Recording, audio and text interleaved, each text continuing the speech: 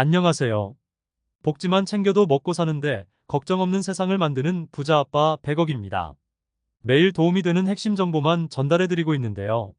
오늘은 계속해서 언론에서 이야기 나오고 있는 국민연금에 대해 알아보겠습니다. 모두들 행복한 노후를 위해 계획을 세우고 계실 텐데요. 현재는 소득이 있으니 추후 더 많은 연금을 수령하기 위해 연기노령연금을 선택하는 경우가 있습니다.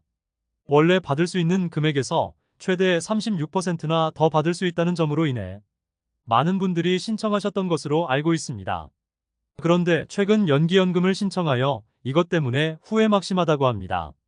그것이 무엇인지 자세히 살펴보겠습니다.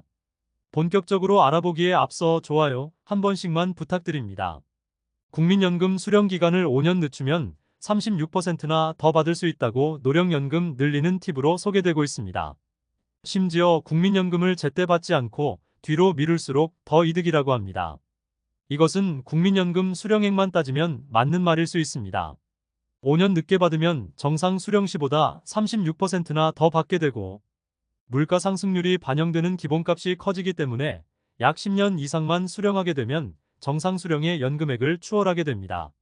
65세부터 정상연금 수령자가 70세부터 연금을 수령한다면 80세 정도부터 정상 수령 금액을 따라잡는다는 이야기입니다.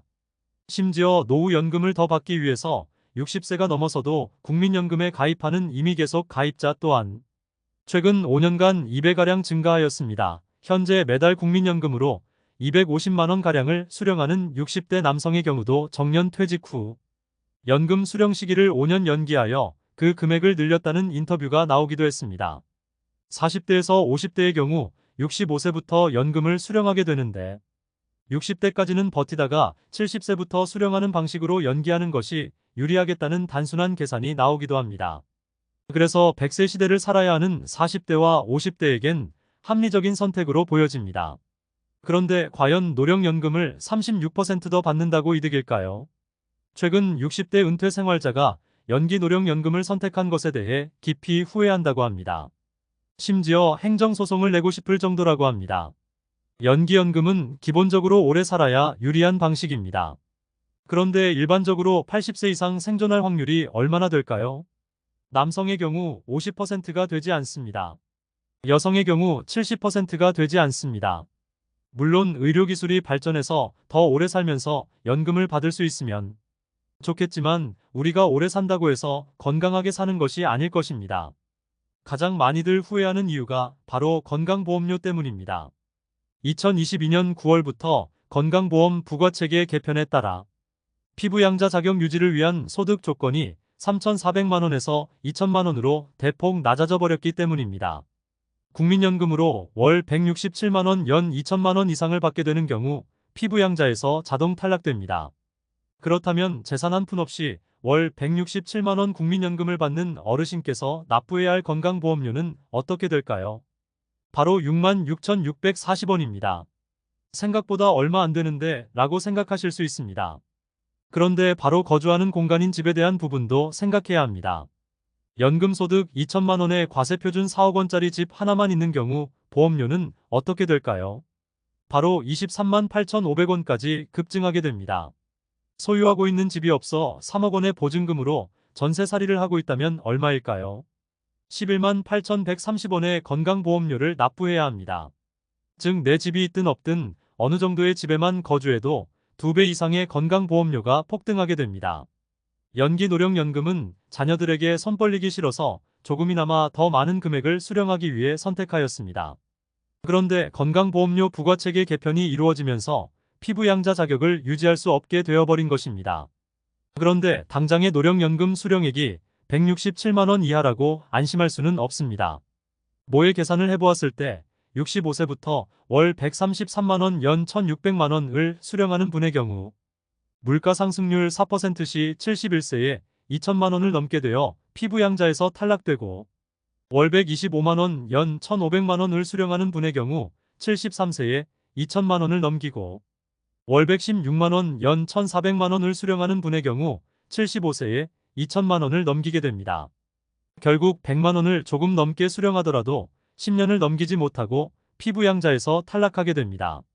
물가 상승률 3%로 계산하면 월 133만원, 연 1600만원 수령 시 73세에 2천만원을 넘게 되어 피부양자에서 탈락하게 되고 월 125만원, 연 1500만원을 수령하는 분의 경우 75세에 2천만원을 넘기고 월 116만원, 연 1400만원을 수령하는 분의 경우 78세에 2천만원을 넘기게 됩니다. 물가상승률 2%로 계산하면 월 133만원, 연 1600만원 수령 시 77세에 2천만원을 넘게 되어 피부양자에서 탈락하게 되고 월 125만원, 연 1500만원을 수령하는 분의 경우 80세에 2천만원을 넘기고 월 116만원, 연 1400만원을 수령하는 분의 경우 84세에 2천만원을 넘기게 됩니다. 물가 상승률에 따라 다르겠으나 연 1400만원만 수령하는 경우라도 짧게는 10년, 길게는 20년 이내에 피부양자에서 탈락하게 될 수밖에 없는 구조입니다. 간혹 피부양자 요건이 늘어나지는 않을까라고 말씀하시지만 소득 요건을 더 줄이면 줄었지 늘어나기는 건강보험 재정을 생각하면 거의 불가능에 가깝습니다. 또한 다른 소득은 제외하고 연금 소득만을 따졌기 때문에 연금 소득이 100만원이 넘으면 다른 소득이 조금만 있어도 피부양자에서 제외될 확률이 점점 늘어나게 됩니다. 개인적으로는 노령연금이 100만원 이하라면 물가 상승률을 감안하더라도 90세 이상까지도 피부양자 자격을 유지할 수 있으므로 재산과표가 9억 원이 넘지 않고 다른 소득이 없는 분은 조기 수령까지도 고려해서 100만원 이하로 수령하는 것이 더 이득일 확률이 매우 높습니다. 다만 소득이 어느 정도 있는 분이거나 재산과표가 초과하여 어차피 건강보험료를 납부하여야 하는 분의 경우는 건강보험료 평가액 중 연금소득만 50% 증가하고 건강보험료는 과표나 소득이 올라갈수록 증가하는 비율 자체는 적기 때문에 연기 수령하는 것이 유리할 수도 있습니다. 물론 건강보험은 나이를 먹으면 먹을수록 병원 가는 일이 잦아질 것이므로 없어서는 안 될 우리의 자랑스럽고 꼭 필요한 사회보장제도임에 틀림없습니다. 하지만 이렇게 피부양자에서 탈락되어 건강보험료 납부하는 사례도 생기는데 단순히 국민연금만 생각하여 연기해서 수령하면 손해보는 분이 분명히 생길 것입니다. 반드시 필요한 제도를 유지는 해야겠지만 최대한 납부는 피할 수 있으면 피하는 것이 개인에게는 좋을 것입니다. 물론 건강보험료가 걱정이라면 재산이 있을 경우 어차피 자녀에게 상속되는데 증여를 통해 건보료를 낮출 수 있습니다.